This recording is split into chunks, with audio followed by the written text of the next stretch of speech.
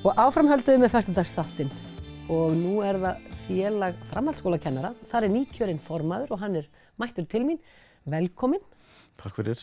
Og til hamingju. Takk. Þetta var bara að gerast núna á mánudaginn. Já. Og æsi spennandi. Já, þetta var spennandi. Það voru samt ekki margir hittuna. Nei. Þetta hefðum við viljað kannski hafa meiri áhuga eða fleiri frambjóðendur. Já.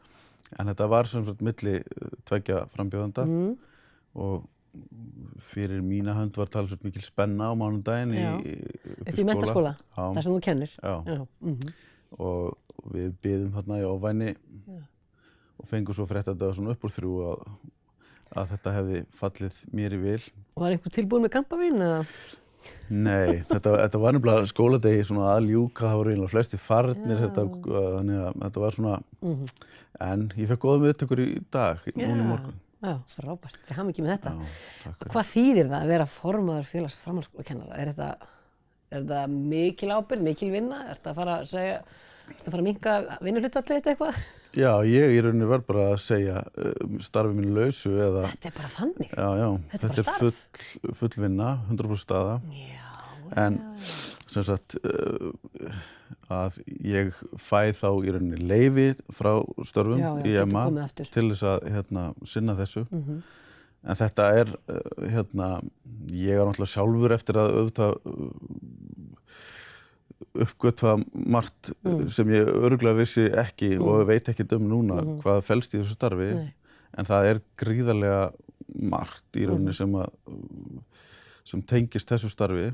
Það í rauninni auðvitað kjör félagsmanna, framhaldsskólakennara og framtíð framhaldsskólans, skólamál í landinu og í rauninni bara á alþjóðavísu af því við tengjumst náttúrulega alþjóðasamtökum kennara. Þetta tengist líka okkar samstarfi við aðra önnur skólastig. Og við fáum daglega inn náttúrulega fyrirspurnir frá kennarum sem að spyrja út í sín kjör og réttindi sem hafa jafnvel þá lent í einhverju vesenni við stjórnendur, jafnvel kollega, það svona mjög margt. Já. Og einhver skrifstofa eða einhver staður sem þú ferð að vera á? Já, KÍ með höfuðstöðvar í Reykjavík. Kennarasamband Íslands. Já, og við þar bara með okkar skrifstofu, FF, félag Ég gleyma að kynna þig upp á Guðjón H. Hauksson. Velkomin og til hamingju með þetta. En talandi framhaldsskólana, nú verið að stytta þá allhressilega. Hvernig blasir þetta við þér sem framhaldsskólakennar? Hvernig hefur þetta gengið? Var þetta sniðugt? Hvar standið þið? Þið kannski með eins ólíkar skoðanir og eru margir, en svona frá þínum bæjardyrum. Já, ég held svona kannski að flestum framhaldsskólakennurum þykir þetta erfitt. Þetta Erfið fæðing? Já, og það svo sem eins og upp í MA að þá fyrsta árið núna bara 3 ára kerfi þar sem að við erum bara með 3 bekki. Já, ykkur hefur bara fækkað fjórðung þá, nemendum. Það var akkurat núna í morgun var Evrópski tungumáladagurinn haldinn hátíðlegur á Sal og það mér fannst ekki, eða mér frekar tómlegt að horfa yfir salinn. Af því að það vantar þarna einn bekk. Já, og það vantar þarna núna, finnst mér, þannan 4. bekk sem þetta þroskaða fólk sem við erum að fara að skila út í sína framtíð og það af því að munurinn á 1. bekkingi og 4. bekkingi hefur alltaf verið rosalega mikill og ótrúlega forréttindi að fá að fylgja fólki á þessari leið og auðvitað það áfram núna þó að séu bara 3 ár en mér fannst maður saknar þess að því að þarna erum við að útskrifa bara fulltíða einstaklinga, þroskaða, komnir svona með sjálfstraust stoltið og þess sakna ég. En svo auðvitað breytir þetta svo líka starfsaðstæðum í skólanum. Já, ég meina nú hljóta bara fullt af kennurum að ganga atvinnulausir eða hvað? Já, og það hefur fækkað í okkar félagi náttúrulega. Það eru töluvert margir sem eru farnir. Við vorum svona það bil 1800 manns í félaginu og núna erum við 1600 og líklegast það að vísu spurning aðeins af því að framboðið framboðið af áfengum til þess að kenna minna núna eðlilega á 3 árum og þannig að skólar neyðast eiginlega til þess að hafa fleiri kennara í starfshlutfalli. Já, það meira af kennurum sem akkurat í hlutastarfi og það og þar með verður rekstrarumhverfið fyrir kennarana eða starfsumhverfið óöruggara og eins finnst mér bara svona sem skólamanni þá af því að hann svona stuttur þessi framhaldsskóli þá ekki hægt að búa til góðar eða allavega erfiðara að búa til góða samfellu áfanga þar sem að maður byggir ofan á og næsti og býr til einhverjar svona góðar námsleiðir fyrir nemendur. Hefur þetta bara verið svona, kannski var þetta bratt, ég veit það ekki, hefur þessu verið klest svolítið þannig að áfangarnir eru kannski sem hefðu átt að byggja hver á öðrum eru bara hlið við hlið eða hvað? Já, að sumu leyti, en það var þannig að einhverjir áfangar eða eitthvert námsefni fór niður í grunnskólana og þannig að nemendur áttu og eiga að vera tilbúnir í annars þreps áfanga svo kallaða að fyrsta þreps áfangar voru að einhverju leyti færðir niður í grunnskólana.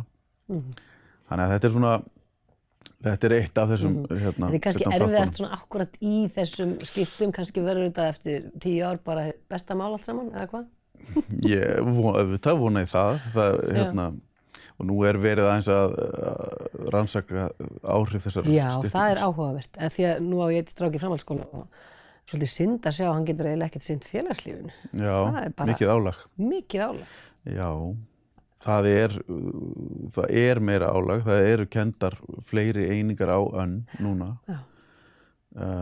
Við byrjuðum þannig þessa styttingu skólans eða þannig að fyrr voru þetta 8 annir og 240 einingar. Við færðum okkur í 210 einingar á 6 önnum. Þannig að 7. önnin henni var þjappað inn í þetta. Þetta ekki eins slæmt núna, það eru 200 einingar eru til stúdentsprófs hjá okkur. Þannig að þetta aðeins þéttara og þetta enn að slípast. Já. Og mér finnst þetta auðvitað eiga þessi ár ekki að vera svo pökkuð af námi að nemendur geti ekki þroskast félagslega, almennilega. Hafið þið svona á þessum stutta tíma, þetta kannski ekki náttúrulega núna fyrsti 3. bekkurinn, sem sagt. Þið kannski skinnið ekki svo mikið mun af félagslífinu ennþá, af því að það var að klárast þannig í fyrra síðasti 4. bekkurinn. Nei, þetta kannski ekki alveg komið. Gerast. En það ennþá leikfélag og það kórar og það alls konar í gangi. Já, og við verðum að halda þessu starfi uppi. Já. Af því að mér finnst að skóli ekki vera almennilegur skóli ef það ekki staður og ef það ekki hópur af fólki, nemendum og kennurum og starfsfólki og öllum sem heldur utan þetta. Af því að samfélagið, skóli samfélag. Ekki bara einhver áfangar sem þú tínir af einhverjum trjám. Nákvæmlega. Og komum við aftur að því, ekki að hólfa allt niður heldur að flæða saman. Já. Og það svo sem við þurfum kannski að horfa í það eitthvað í framtíðinni líka að framhaldsskólakennarar nái, það svona kannski segjum mýtan framhaldsskólakennaran að hann horfi bara svona niður á sitt fag og lítið upp úr því til annarra. Og auðvitað stenst hún ekkert af því að það mjög margt gott unnið í. Mikið samstarf, mikið teymisvinna. En það má auðvitað bæta það og við höfum verið í Emma, töluvert í því. En svona að lokum, eitthvað svona aðal finnst þér kannski verkefni framhaldsskólakennara eða svona hvað sem var, ekki hindranir en svona áskoranir framundan, hvað myndirðu segja að væri? Það bara því þið vitið ekki hvernig framtíðin og allt að breytast eða? Já, nú ég svo sem bara alveg nýkomin og svo sem við erum að reyna að komast inn í viðræður við ríkið núna aftur og erum í miðri samningalotu og það mjög margt sem að þarf að skoða þar þannig að hugurinn dálítið þar mikið núna En hins vegar þá bara eins og framtíð þessa skólastigs, hún mun ráðast á næstu 10 árum dálítið mikið finnst mér núna og þar þurfum við að vera með en ekki einhvern veginn föst í vörn. Nei. Heldur við verðum hafa mótandi áhrif. Taka þátt í að móta hana. Já. Það svona kannski megin markmiðið. Takk kærlega fyrir að koma í þáttinn og segja okkur frá og gangið þið vel í þessum störfum. Takk fyrir það.